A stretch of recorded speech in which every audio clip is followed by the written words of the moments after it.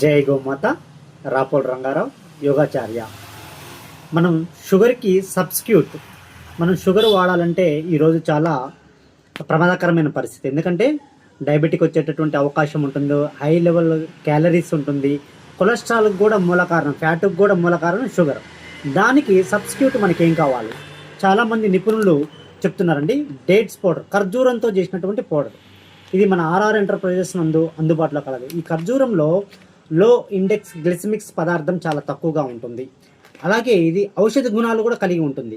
Iron, calcium, డైజెషన్కి, ఇమ్యూనిటీకి, స్ట్రెంగ్త్కి కూడా ఉపయోగపడేటటువంటి ఖర్జూరం పౌడర్ అండి.